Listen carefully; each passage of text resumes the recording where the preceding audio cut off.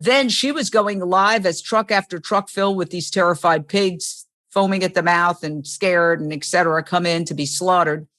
And all of a sudden, Joaquin Phoenix shows up, which he has been to many of those vigils. He's an ardent animal rights activist. And she went up and talked to him live on Jane Unchained on our Facebook page. Well, finally, the media, after being pleaded with to cover these pig vigils for years, is there, not in person, but they're just trying to figure out, why didn't Joaquin Phoenix go to the after party? Why didn't he stay after the SAG Awards? Where did he go? This is the mentality of the news media. Do they care about the fact that we're racing toward extinction? Do they care about the fact that we have 6 years left before we destroy every wild animal on this planet, wildlife vertebrates? No, they wanted to know, where did Joaquin Phoenix go?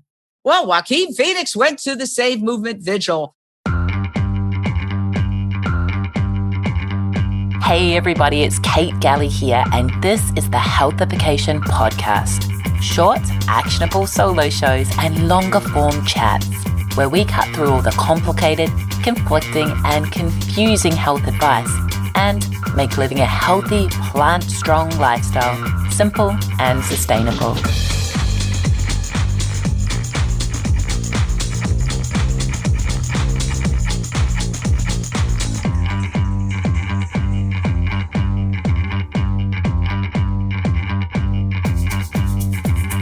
Friends, we're in for a fun and high-energy roller coaster ride today with Jane Velez Mitchell, the founder of Jane Unchained, a multi-platform social media news outlet that produces original video content focused on animal rights and the vegan lifestyle, including much plant-based deliciousness.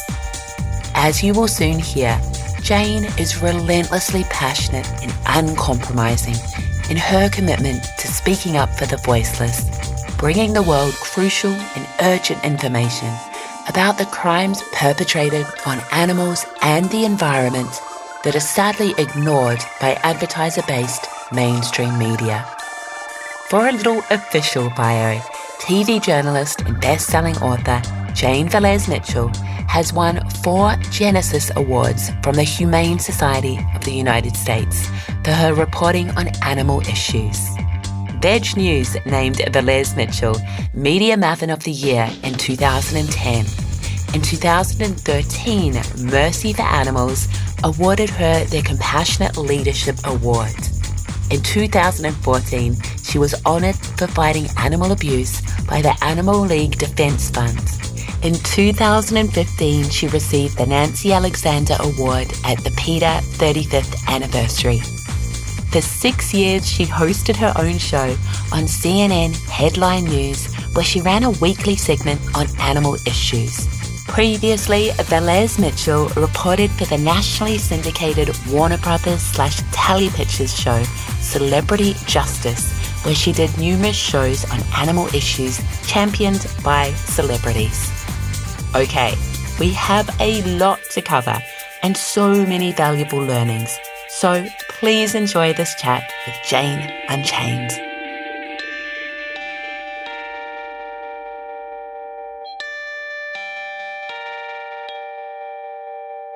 Jane Velez Mitchell, welcome to the Healthification Podcast. I'm so excited to be here. Let's healthify. I love it. I love it. Jane, to a degree, your vegan journey started actually with your mum who had a pet pig. Can you take us back there and share that story with us? Well, yes, my mother was born in 1916. That's before women even had the right to vote in the United States. She was born in Puerto Rico on an island called Vieques, which is part of the Puerto Rican Commonwealth. It's a beautiful, pristine island. And she had a pig who was her companion, her friend. She did not realize that that pig was ultimately destined to be slaughtered for food. She came home as a young child from school or an outing, and the pig had been slaughtered, and she saw the carcass and she fainted. And when she woke up, she shunned meat from that point on. So she came to New York in approximately 1928, just in time for the Great Depression, formed a very successful Latin dance troupe called the Anita Velez Dancers. They played a lot of the hotels in the Caribbean, the United States, and Canada. And her claim to fame was playing the Palace Theater in Times Square, the Five-A-Days. During the early days of the movies, they'd have live performances in between the screenings, and she would do 5 performances a day. So she was a dancer.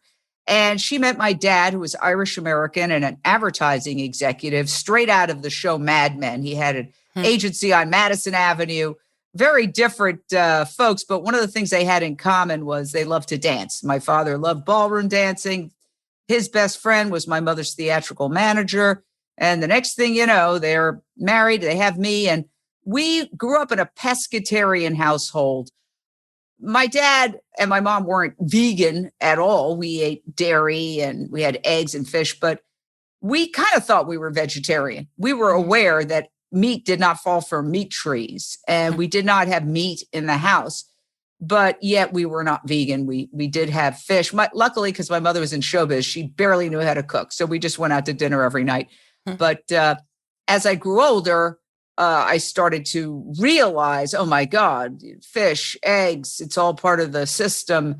Dairy, especially, dairy is liquid meat. And that's how I went vegan, actually.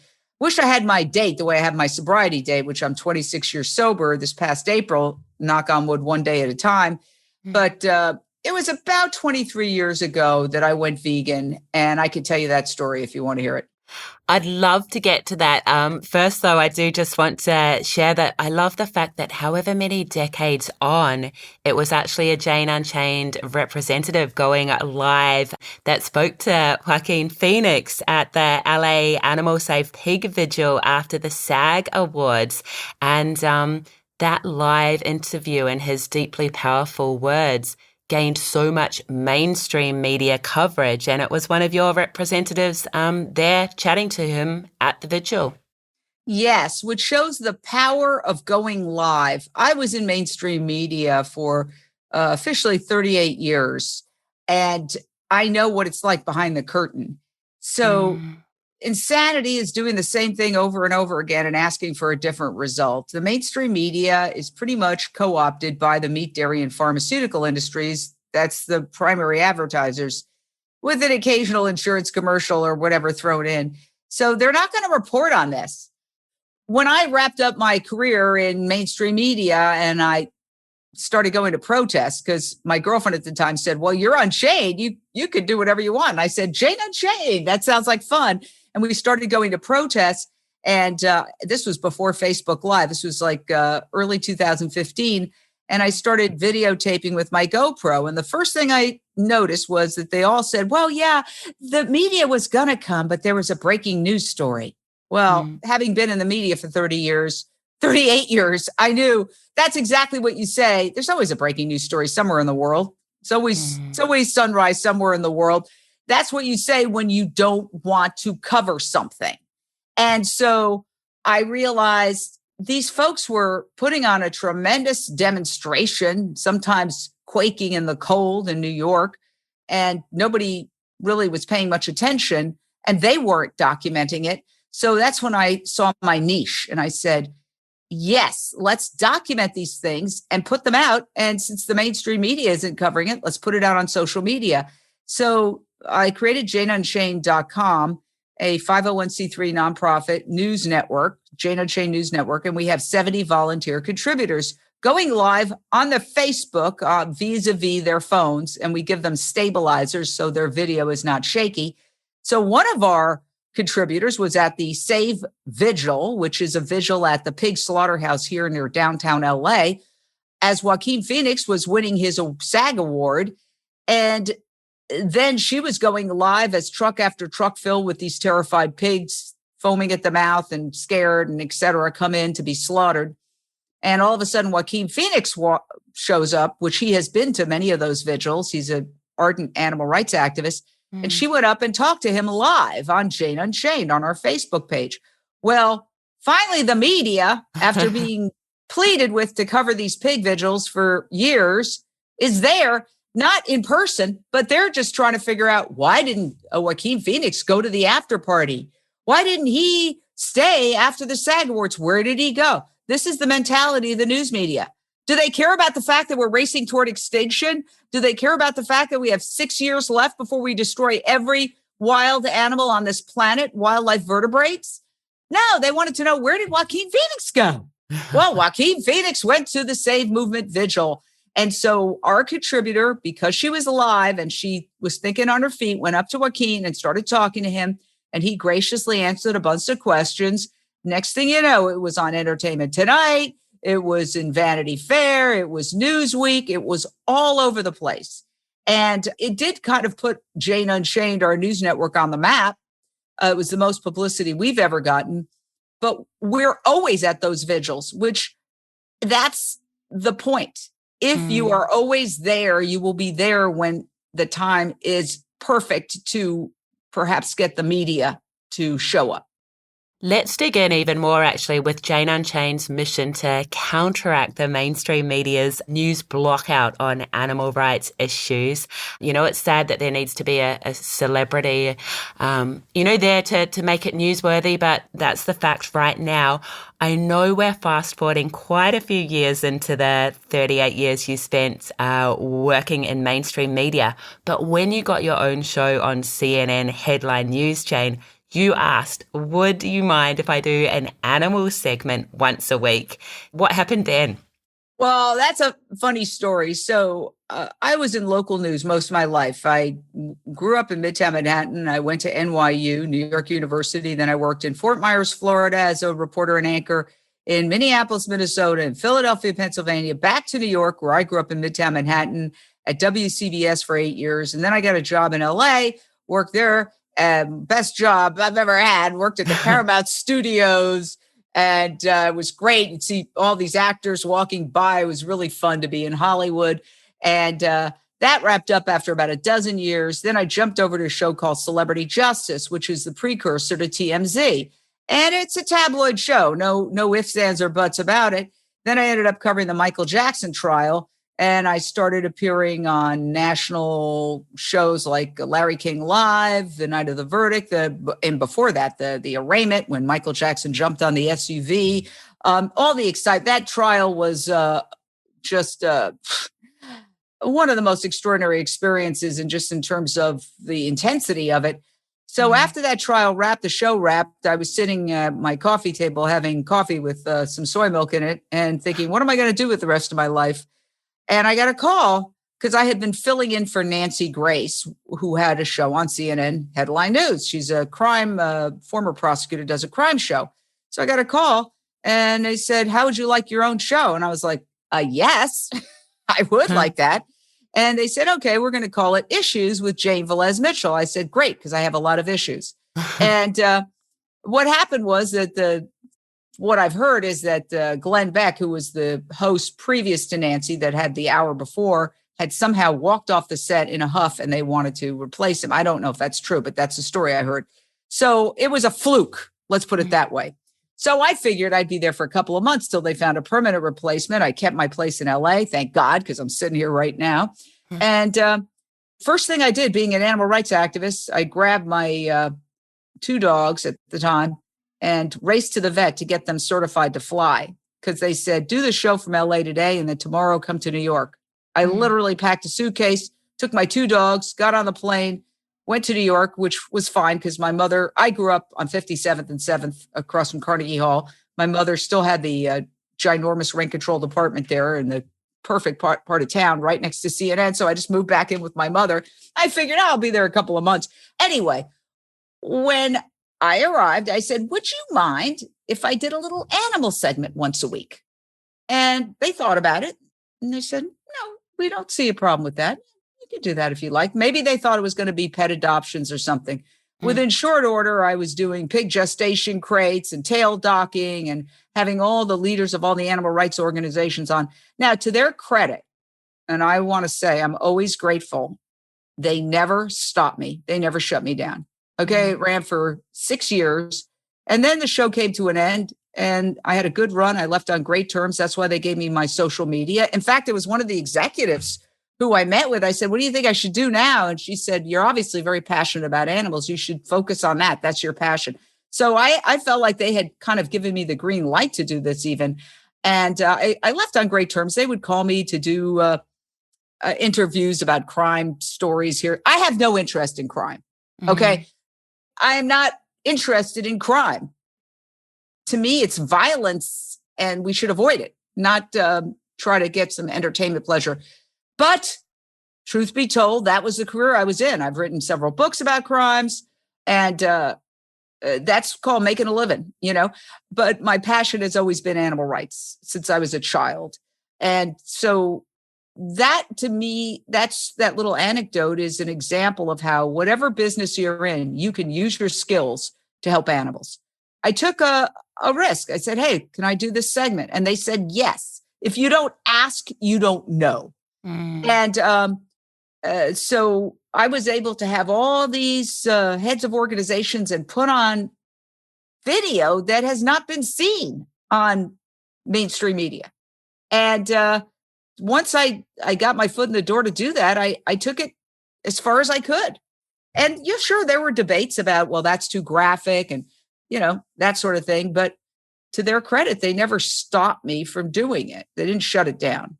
Absolutely amazing. And they let you keep and take your social media accounts when you left that position as well, right? Yes, that's how I started Jane Unchained. I had never used my social media accounts. I didn't even have the passwords, but somebody said, get your social media, because I had quite a bit of social media built up. And I said, okay. And I asked, and they said, yes, that's because I left on nice terms. I'll always be grateful. It was a wonderful opportunity toward the, tail end of my career to have this great show, and I enjoyed it. Do I look back and say, well, I did some things wrong? Yes, I shouldn't have. A friend of mine sent me a hammer. A friend of mine sent me a gavel because he worked on one of the other court shows. I don't know if it was Judge Judy. I think it was Judge Judy. He sent me this gavel and I decided to use it on the air. That was a bad idea. But yeah, I didn't get good reviews on that. But the point is, it was a gift. It was a great opportunity for me, to have a show, and I enjoyed it. And then you let the journey of life take you. Where is it going to take me next? And it just fell in my lap. I realized there was a missing component. Now, this was way before Facebook Live. Then, not way before, just a couple of years before. So I created a nonprofit because, to be honest with you, it was a money pit, and I created a nonprofit. And then I started to realize, well, there's too many stories happening all over the world. I can't do them all. At the same time, Facebook Live came along, and that was a game changer for our nonprofit, and I think for the animal rights movement. So I started realizing, because I had been staying up till like 4 a.m. editing, and it's very time consuming to edit, as you probably know. Absolutely. And then when Facebook Live came along, I was like, oh my God, not only do I not have to edit, but I can get all these volunteers and they can go live. So in short order, we had 70 volunteers going live all over the world at conferences, veg fests, Save Movement vigils, protests, DXE, Direct Action Everywhere. We went live. Now, here's the extraordinary thing. I went up to San Francisco and covered Direct Action Everywhere. Over 1,000 people marching in matching T-shirts into the famous Ferry building there, which is a big foodie. It's been converted into some gourmet foodie kind of interior mall, which is very meat and dairy based. And 1,000 people fell like dominoes from one end of this very long structure that's just like a big hallway. That is a ginormous historic building. They fell from one end to the other like dominoes. Zero media coverage. Oh, wow. Yeah. Jane Unchained was the only media organization going live. And obviously we're minuscule compared to other organizations. So this is a highly visual protest. It is absolute exhibit A that there is a mainstream media blackout because it was visual. It was exciting. It was dramatic. And as I moved my camera live with my stabilizer over all the people as they fell to the ground one after the other to the stunned reaction of those shoppers who were looking for cheese or pastrami sandwiches or whatever. And it was so dramatic. So the only coverage was the next day in one of the papers, there was a shot of like 6 protesters walking across the street saying, animal rights protest blocks traffic. That is right there, Exhibit A. They are completely blocking information about animal rights. For A, they eat meat. That's why I tell people, become a journalist, get into the newsrooms. I got into the newsrooms. Well, I graduated from college in 77. I got a job immediately reporting in a small town, and then I worked my way up. But the point is, if you're in a newsroom, you're a reporter, you could pitch stories. Do you know how many calls I get from closet vegans who are anchors and reporters in their news station saying, I'm a vegan and I want to cover this and they won't let me. So I said, well, look, think outside the box. Say to them, let me cover this Veg Fest for your digital edition. You don't have to put it on the TV, put it on your website and let them get accustomed. Okay, people weren't, walking around with pitchforks. They're average folks, doctors, lawyers, nurses, whatever crazy thoughts that these assignment editors had in their heads about what a Veg Fest looked like.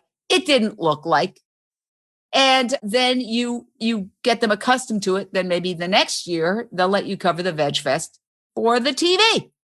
But the most important thing is get into these industries so you can be a voice when they're deciding. The only thing that decides what news is the people in the newsroom. That's why it's so important to have diversity, to have gender diversity, racial diversity, sexual orientation diversity, as well as diversity in terms of veganism. Gosh, that's so true. And what you share so resonates. I remember it must be 2018, maybe. Time is kind of a bit weird right now, but we had thousands of people march for the Dominion documentary in Melbourne. Thousands. The biggest animal rights march in Australia's history.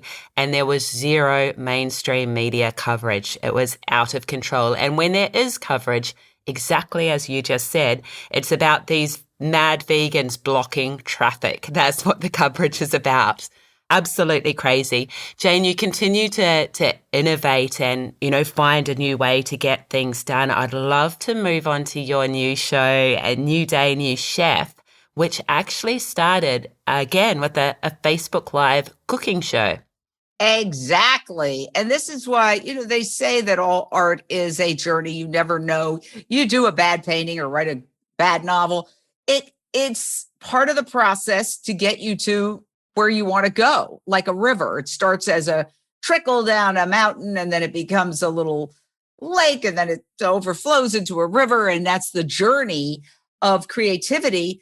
And so nothing's ever a waste of time. So what happened was when Facebook Live came along and I was just experimenting with it, I had a cookout and I happened to have some glamorous friends over and I wanted to see, does my Wi-Fi work on the deck? I have a little deck where I do vegan cookouts.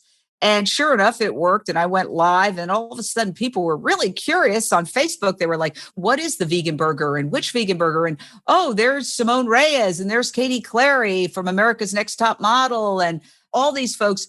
And I said, wow, this is there. People are interested in this. So I just said, we have lunch every day. Why not have a lunch live? If I have to cook, well, it's okay. I'm going to make something for lunch. And that's how it started. So Lunch Break Live, I said, I'm going to do it every day. And this is the kind of thing I do. I throw my hat over the fence and make a commitment. And I said, I'm going to do it no matter what. Every day we're going to go live. So since that time, we've gone live every day, never repeating a recipe, with people all over the world doing, and I'd love you to do, some of that as well. I would love that. Yes, you would be great. And so you set up your laptop and you just angle it so that people can see the stove and what you're cooking, and you just talk about it. And so we have never missed a day. I'm talking about 4th of July, New Year's Eve, New Year's Day, Christmas, it doesn't matter what it is. We always go live. And there have been times where people have a last minute cancellation and we have a booker. Paige Parsons Roach is our booker. If you want to do it, instant message us on our Instagram at Jane Unchained News or Facebook. You can message me or go on my LinkedIn and send me a message. You can reach out to us. You can also just go to Jane at janeunchained.com or Paige at janeunchained.com, Paige. And we'll put you on for Lunch Break Live. And it's super fun. And once in a blue moon, people have a problem, their computer broke or their Wi-Fi went down and I'll get a call. Jane, you got to do it. And the other day I just did what I was busy cooking and I didn't realize I had set my cutting board on fire. and I look back and I go, oh my God, I had left my cutting board near the burner and it went on fire. So there have been funny moments. There's no mistakes in a vegan kitchen because nobody gets hurt. Yeah, so true. So true. I'm curious, have you become a better cook? I know you speak about not being so much of a cook and your mum wasn't much of a cook. I have become a better cook and I think it's all psychological. I think I told myself, oh, I'm not a cook. I can't cook because I didn't grow up in a household where people cooked. It was really, we just all went out to dinner every night. It's very interesting. It's kind of a show busy type family. And so in my head, I just like people think I can't sing. Well, you know what? We all have vocal cords. Pretty much anybody could sing, right? It's just all mental, psychological. It's the same thing with veganism. Oh, I could never be vegan. Yes, you can. Just like I said to myself, and I'm a recovering alcoholic. As I mentioned, one day at a time, 26 years sober, I thought I can never do this. I could never do this. You know what I realized when I hit bottom? I said, I don't have to do this. That was the psychic shift. It wasn't, I'm not going to do this. That didn't work. Deprivation does not work. It doesn't work with dieting. It doesn't work with addiction. Deprivation is a self-defeating mechanism. And I have the dubious honor of being an expert in addiction. I would prefer not to be, but I've written a couple of books about it, Addict Nation, and my memoir, I Want, My Journey from Addiction and Overconsumption to a Simpler, Honest Life. And the point is, if you are coming from a perspective of deprivation, immediately what you get is resentment.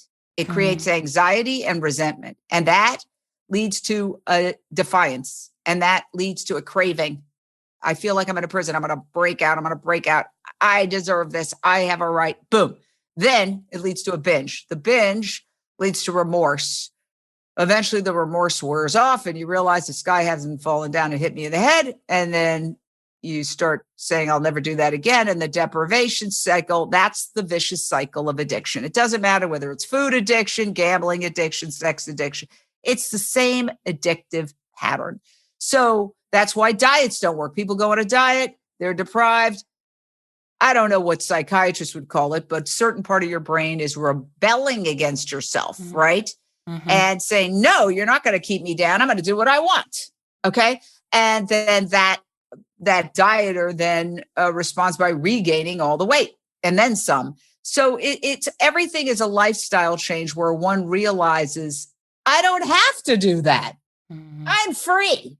It's about freedom, freedom from meat, freedom from dairy, freedom from drugs, freedom from booze. If you're not a problem drinker, I'm not saying you have to, I'm not a, temperance advocate. I'm just saying whatever you're hooked on, it's about being free. It's about surrendering. That's the dichotomy of addiction, is that the only power we have is a power to realize we're powerless. Or put another way, if you can never successfully negotiate with something, whatever it is, whether it's a substance, whether it's a person, whether it's a behavior, your only power is to disengage. Okay. There are people, I'm sure you can't successfully negotiate with them. For sure. Whenever you deal with them, no matter what you try, you always leave feeling like bleep, right? For sure. Avoid that person. Avoid that person. You can't successfully negotiate with that person. It's so true. And Jane, I've heard you say something which has been so useful to me. I'll quote you. It's along the lines of stop worrying about the 3 or 4 militant meat eaters in your life and go for the low-hanging fruit. Gosh, I needed to hear that a few years ago, but it's solid advice. Absolutely. Here's the thing. We're 7.9 billion humans. And I invite anybody, start your own Jane Unchained. Frankly, after 38 years of working in the news business, where I could tell you I probably went to lunch 20 times in 38 years, it's grueling. People say, how do you produce so much content for your nonprofit? I said, this is nothing. I used to cover 4 murders a day. Okay. It's grueling. You go from one horrible situation to the next, often in a truck. A lot of work. I'd love to be sitting on the beach eating vegan bonbons and reading a trashy novel. I'm doing this because it needs to be done, because we are racing toward a climate apocalypse, because there are innocent, beautiful animals who are suffering right now as we speak. I recently had to put my dog down, and I was so sad. He was my baby for 15 years, and I was crushed and just tormented about the decision and when exactly was the right time. He had gotten very ill, and he was old. He'd gotten blind and deaf, and he was bloated. And I really was tortured about, well, what was the right time? Did I do it too soon? Did I do it too late? And then, I meditate on it and think about these billions of animals who are just like Cabo, who are going to their deaths, terrified, foaming at the mouth every day, and nobody gives a bleep about them. And in Cabo's honor, I fight on for those animals. We are making extraordinary progress. Kathy Freston, who I just happened to interview today, who's a New York Times bestselling author, vegan activist, she said, we are in the midst of the tipping point. It's like we are catching that wave. We got to ride it. And every vegan become a vegan activist. Yes, it's great to be vegan, but we got to double down, people. We're at this moment where we see victories. We see victories left and right. Just this morning, I opened the New York Times, and one of the top restaurants in New York has gone meatless for climate change. Amazing. Yeah, then Epicurious, I think is what it's called, is also a top food blog, just said it's giving up beef. And somebody said, well, what about dairy? And they said, that's next. We have all these vegan companies that are going public. Obviously, the Beyond Meat, we hear that others, possibly Impossible Foods and Just Eat Just, which makes the vegan eggs, and Oatly, and all of these companies are entering the marketplace, which is so important. Because in our society, money talks, and people who used to laugh in my face once Beyond Meat was the most successful public offering since the 2008 financial crisis, suddenly they're, hey, that Beyond Meat, like that's what got them, right? Like one of the reasons I created the nonprofit is that people who aren't vegan would constantly come up to me and say, but how are you going to monetize it? And I was like, wow, that's the only thing they care about. Yeah, so true. So I made it a nonprofit because I was sick and tired of answering that question. It's like, what do you care how I'm going to monetize it? So true. Actually, it's so heartening to hear of all the progress we're making, but equally the situation is so very urgent.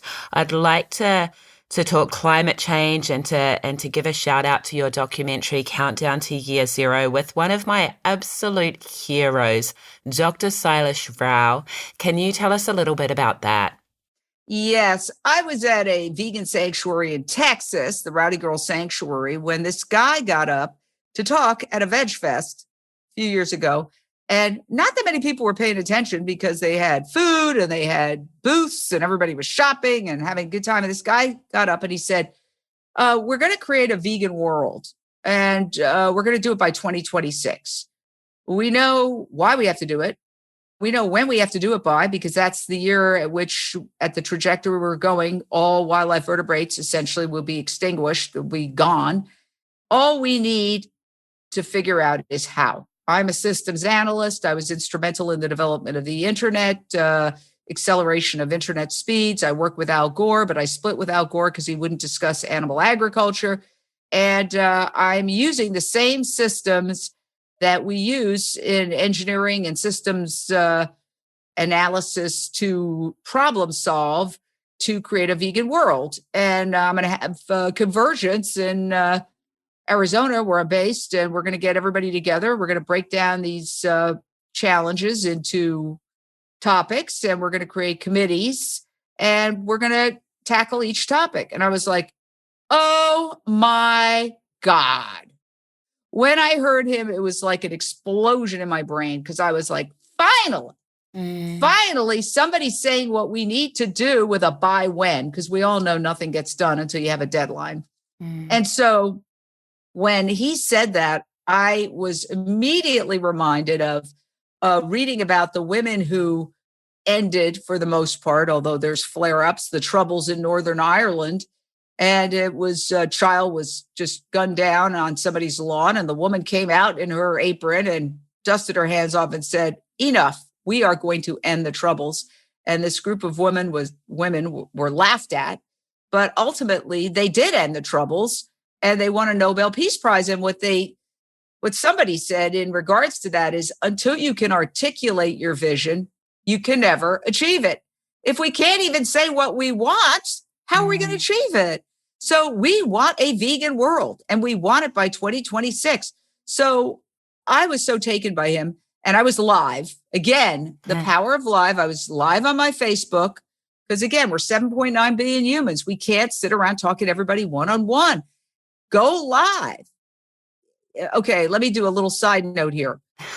Okay, everybody wants to get on mainstream media, the networks. Well, what's a network? It's a production company with a distribution channel to an audience. Everybody who has a cell phone has a production company with a distribution channel to an audience. Okay, everybody can go live. Everybody can get video and post it on Instagram. Everybody can put their observations on TikTok or Rizzle. We have one contributor, Lindsay Baker, who's gotten 1.5 million views. She took it upon herself to create a Jane Unchained Rizzle feed.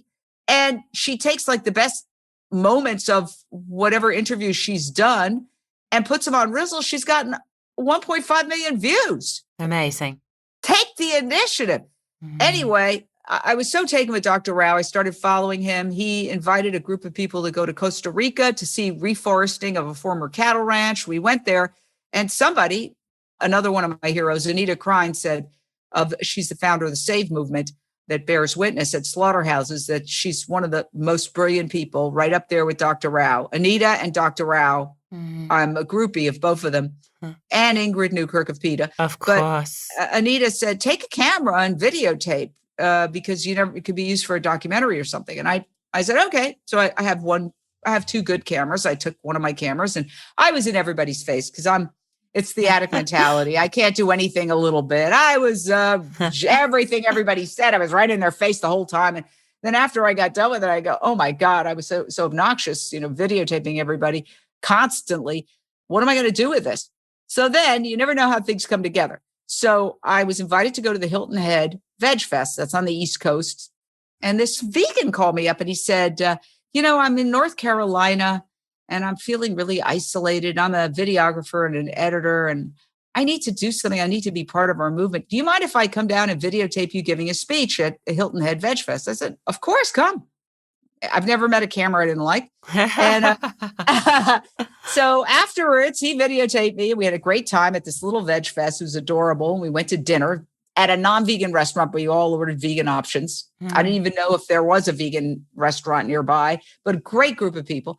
And I was telling him about my problem. I said, I shot all this videotape in Costa Rica, and I have really I said, there's a convergence coming up in Arizona, but I'm a participant and I'm going live, and I can't do three things at once correctly. I can't shoot a documentary and go live and participate in this convergence, this Vegan World 2026 convergence. I said, if I got you a plane ticket, would you come over and shoot it? He said, sure.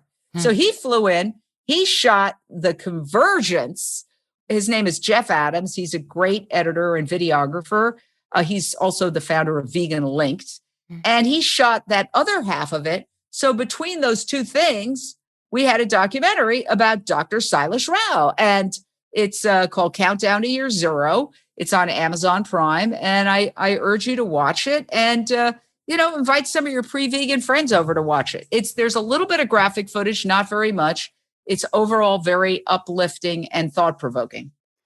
And one of the things that Dr. Silas Rao is, I guess, so unique in his approach, he's all about building a new system rather than fighting or trying to change the old system, which is so refreshing. I guess he's such a compassionate gentleman. I guess it's the leading with compassion and solutions rather than just ranting on about what is wrong with the current horrific system. Yes, I think he's a visionary, and he says things that always blows my mind. Totally. Yeah. Like when the pandemic first started and I was all, agitated like everybody. And I happened to be doing a live interview with Dr. Rao. And I was like, what are your thoughts on this pandemic? This is when it was just starting. And he said, well, it's tragic. And my heart goes out to everybody who's lost their lives and lost their loved ones and lost their jobs. But this is an intervention for Mother Nature. Mother Nature is telling us, go to your room, human race, think about how you've been behaving, come out more evolved or you're finished. When he said that, it changed my entire perspective on the pandemic.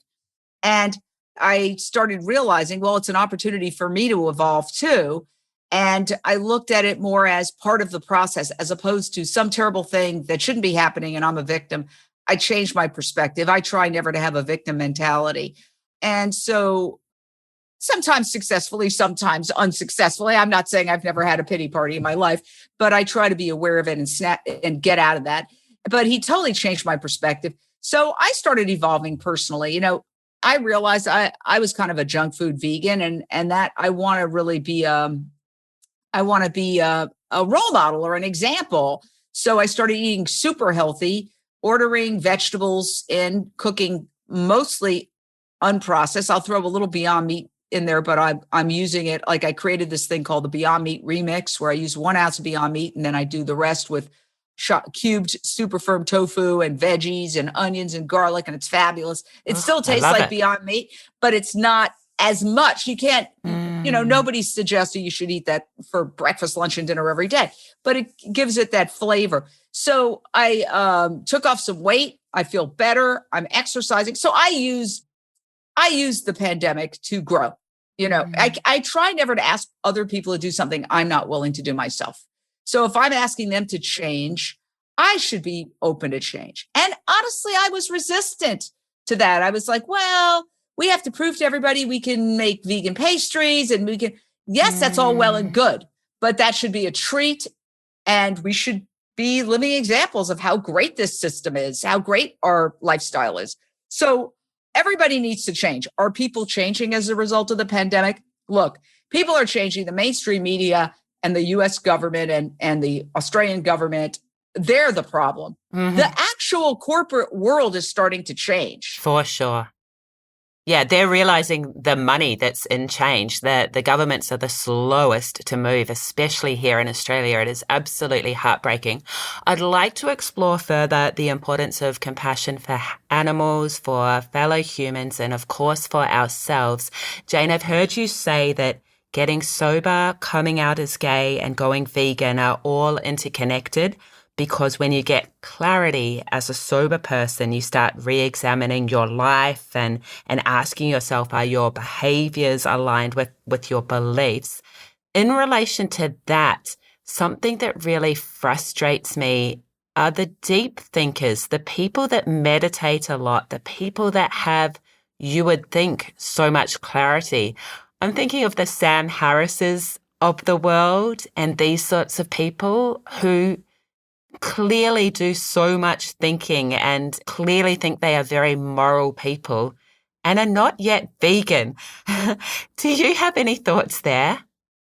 Well, I don't know the person you mentioned, but I have plenty of other examples in my mind. And of course, they're frustrating. I kind of like the phrase spiritual materialism. If people are using their spirituality to make money, to me, that's spiritual materialism. So it's a brand, and there are so many people and institutions. I mean, journalists are supposed to report what's going on. And I just called out Brian Williams of MSNBC, who happens to be an otherwise nice guy. Many decades ago, I worked with him at WCBS in New York, and always nice guy, decent person, treated me nicely, which I can't say of everybody, I'll be honest with you. There's a lot of snobs in the news business and people who, can be elitist. And I'm sure that there are people who say, you're obnoxious, Jane. I can be very obnoxious. But he said something about, the whole idea of, is the government going to take away your meat? The Republicans started using that as a talking point. And then the Democrats said, no, we're not going to take away your meat, which is really not the correct answer. The correct answer is, yes, the Republicans were lying when they said, the Democrats are going to say you can't have any meat. You're going to only be able to have a burger a month. But they shouldn't have been lying. In other words, that's what we need to do. We need to transition beyond this toxic, horrible product. So the Democrats, a lot of them responded by saying, including the USDA secretary, who is a former dairy trade representative, no, we're not doing that. And so just falling into a trap when what we really should be saying is, dairy and meat are the causes of the worst problems we face in the world today. Pandemic, zoonotic illness that jumped from animals to humans and first cropped up in a wet slaughter market. Okay, and I'm not pointing the finger at China. There's 80 wet slaughter markets in New York City alone. It's a global problem. SARS, same thing. We all know, the experts are saying that infectious diseases are coming from animals, and our toxic relationship with animals and the natural world and factory farming. Swine flu has cropped up in China.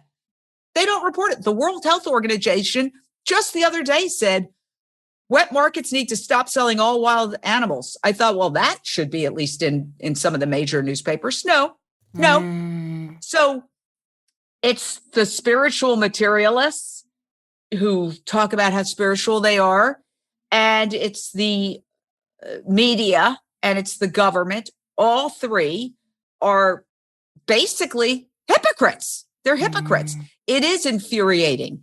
And I don't know how to deal with it, except that I was listening at the convergence that Dr. Rao recently had to a very smart young woman who is vegan from birth, talking about throughout history, the establishment always resists the truth, the big truth that's going to take them to the next level.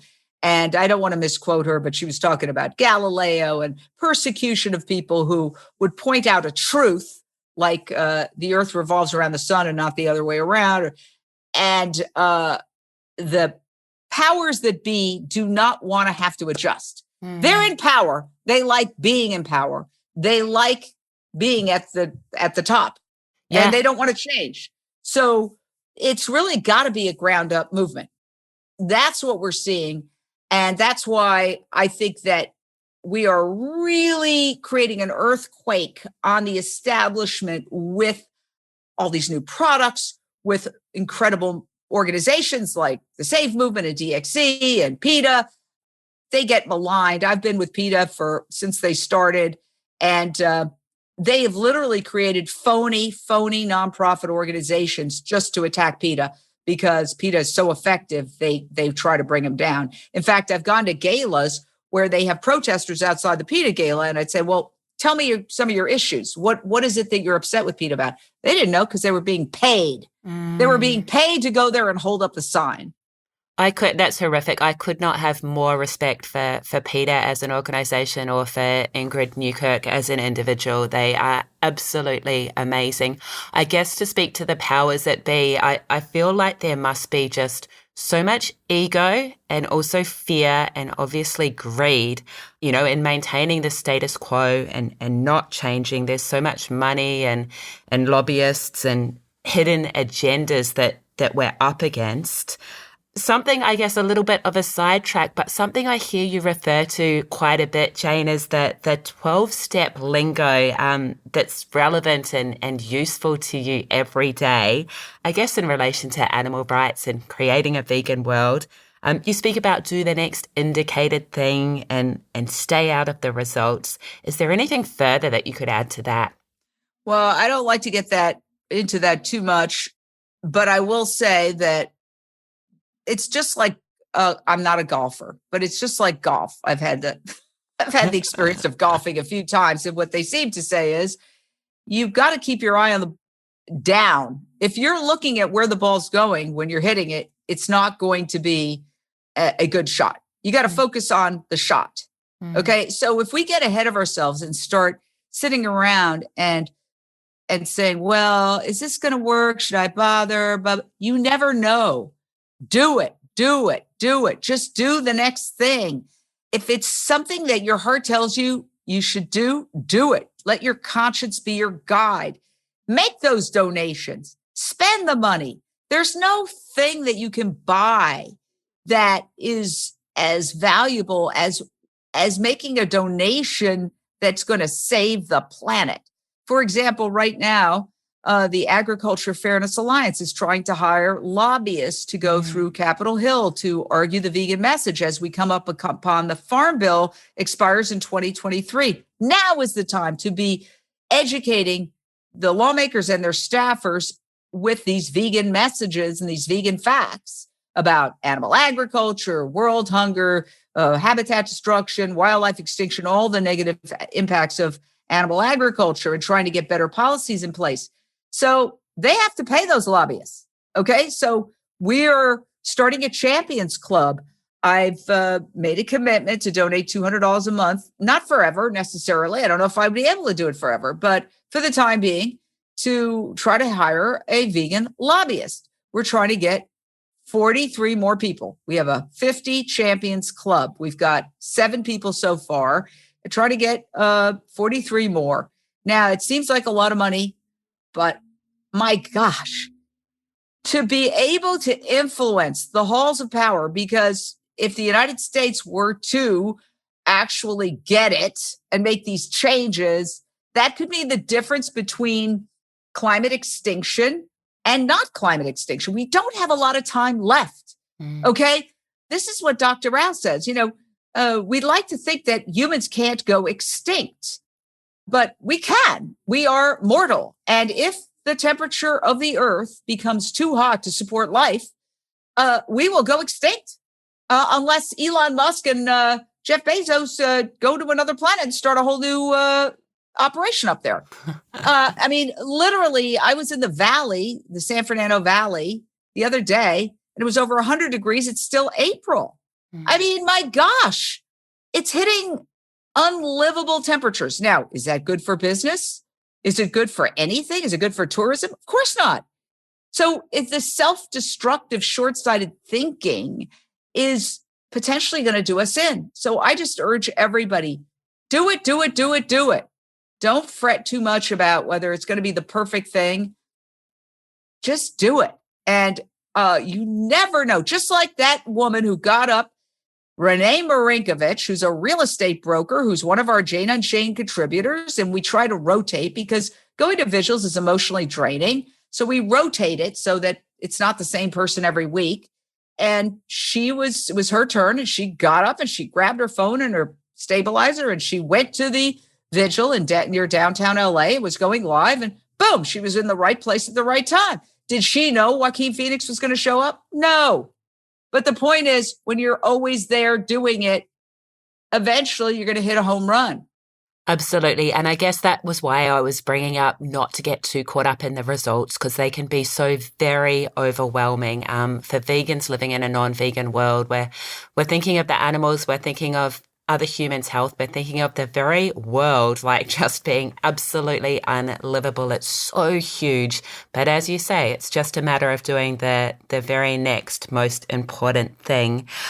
I'd like to almost circle back around as we almost close to something you hinted at early on in your vegan journey, Jane, when you discussed the importance of not shaming someone into going vegan, but it kind of worked for you, right?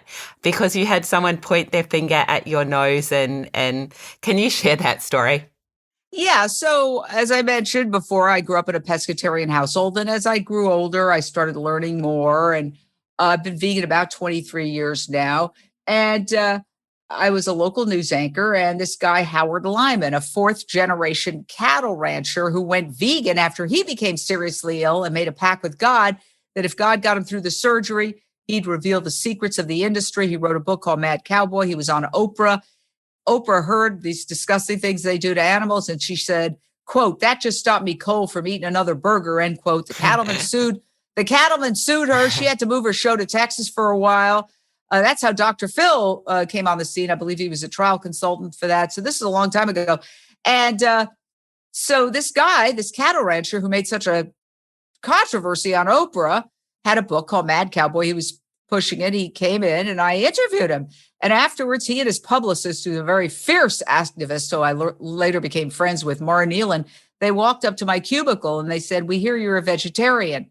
And I said, "Yes." And they said, "Do you eat dairy?" And I hung my head because they just told the horror stories of babies ripped from their mothers and forcible impregnation and tail docking. And I said, "Yes."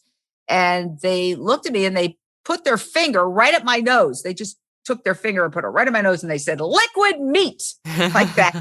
And that was the moment I went vegan right there. Now, if they had said, "Well, we really think maybe you should consider giving up dairy because," I don't know if I would have heard it.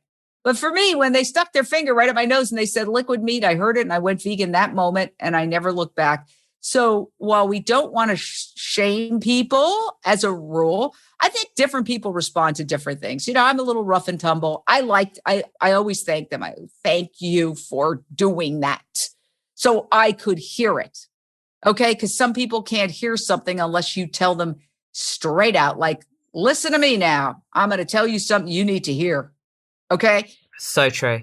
We need all the types of vegans to appeal to all the types of non-vegans via their approaches. I think that approach would have worked for me as well. I wish someone had done it to me when I was 5. But Jane, you are such a powerhouse in the movement and such a powerful, strong, passionate voice for the animals. You're very easy to find online, but is there anything besides JaneUnchained.com and Jane Unchained across the socials that you would love to shout out to? Well, yeah, our TV show, we burying the lead, actually, it's my fault. You asked me about it. Our TV show, Yes. New Day, New Chef, which is currently on Amazon Prime. It's in Australia, New Zealand. It's also in England and Canada, the United States. And we are also on public television stations around the country. And that came out of our daily vegan cooking show on Facebook. So it shows you how things can evolve. And basically, a friend of mine, Gianna Simone, who's a great actress here in LA, did a series called Love Gianna that's on Amazon Prime, where she interviews vegan doctors. And I said, could you help me with my documentary, Countdown to Year Zero? And she introduced me to this great guy, Eamon McChrystal, who's a multi-Emmy winning producer. And he helped me get that on Amazon Prime. And then I was talking to him and I said, I was kicked out of the Food Network offices, laughed out or shown the door or whatever when I was pitching a vegan show 20 some years ago. I said, that's my dream, is to have a legit, studio quality, like in a sound stage, professionally shot vegan cooking show. And he's Irish. And he said, well, we can make that happen. And then the next thing you know, we just shot our 4th season. So we have our first season, New Day, New Chef. Then we have New Day, New Chef Support and Feed. We were nominated for 8 Taste Awards, which is like the Oscars of food. And you won 2. Amazing. Yeah. And our second season was with Maggie Baird, who's Billie Eilish's mother and Phineas's mother. And that's a vegan family. And she has an organization called Support and Feed. So she gets people to donate. She gives the money to vegan restaurants so they can stay open. They make food and then she delivers it to hungry people, nutritious vegan food. So we did a whole season around her. She's an incredible person, Maggie Baird. And we just did another season, which should be coming up soon. So it's very exciting.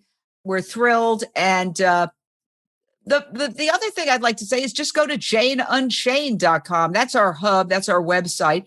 We put out stories. We have thousands of printable vegan recipes. So every time we do a Facebook Live every day for a lunch, we then turn it into a news story with a printable recipe. So you can print that out and make that recipe. You can also watch the person on video making the recipe. So we put the live feed on there. And so we have thousands of vegan recipes. So anybody who says, I don't know what to make, and we've never repeated a recipe. This is not by intention. Just never happened. Just never happened. That's how versatile vegan food is. And for several years now. We've been going live every single day and we've never repeated a recipe. That's extraordinary. I love it. That is absolutely amazing. I'm going to have everything linked in the show notes. I really do recommend New Day, New Chef. I have watched it here from Australia, and the Facebook community, you absolutely feel like part of a huge global community when you tune in and see what's happening live via Jane Unchained. Jane, you're unchained, you're unstoppable, you're so very powerful and important for the movement. And I have so much gratitude for everything that you do and also for our, as I knew it would be, fun and high energy conversation today. So thank you so very much. And we also would love to have a contributor from Australia and or New Zealand. So Yes. If you're interested, all you have to do is go to janeunchained.com, click join the team if you're vegan and you're interested, and fill out a form, read the contributor's code of conduct, and you too can go live for Jane Unchained. Amazing. I'm sure you'll have some Aussies and Kiwis very keen to do that. That'd be fantastic.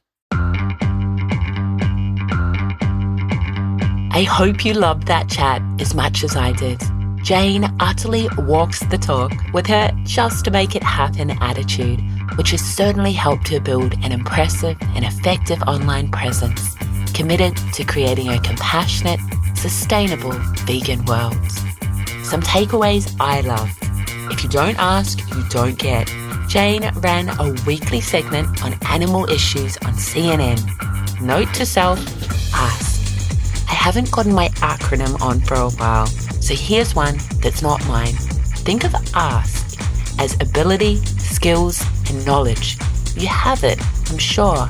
However, do you have the platform, the audience, the opportunities to broadcast that ability, skills, and knowledge? Vegans, we have to step up, step forward, and ask. When you're always there doing it, eventually you're going to hit a home run. So again, vegans, go live and get active. It doesn't matter if, unlike Jane, we've never met a camera that loved us. Our live stream need not be self-facing.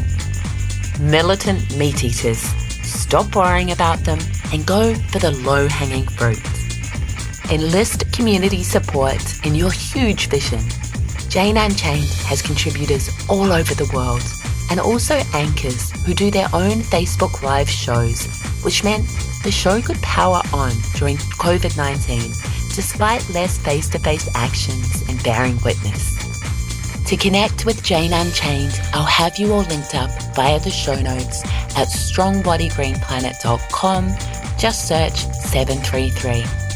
Especially if you'd like the opportunity to cook on Lunch Break Live. I'm doing it on Monday the 2nd of August, LA time, which is 5:30 a.m. Tuesday, Eastern Standard Time. So, if you're up for it, please come hang live with me at stupid o'clock for my Aussie and Kiwi friends. That's it for this week in Healthification. Big thanks to you for sharing this week with me. You rock, and I appreciate your support. If you're yet to subscribe to the podcast, please do. It's actually hugely impactful so far as helping others find the show. And it means you'll know when a new show drops. Coming up, the brilliant gastroenterologist Dr. Alan Desmond and some fierce and fearless female Aussie activists. I'll leave it there and keep you wondering. The Healthification podcast is proudly brought to you by my free, easy vegan plan. It took me 25 years to transition from a meat eater to a happy, healthy vegan. You can do it in just 3 days with my simplified, easy vegan plan. Get the fit, strong, healthy, plant-based body you deserve while avoiding all the mistakes I made. To learn more, check out strongbodygreenplanetcomp9290. Till next time, remember, creating a body and life you love is freedom. If this ex-refined carb queen, non-genetically gifted, naturally uncoordinated vegan chick can do it, so can you.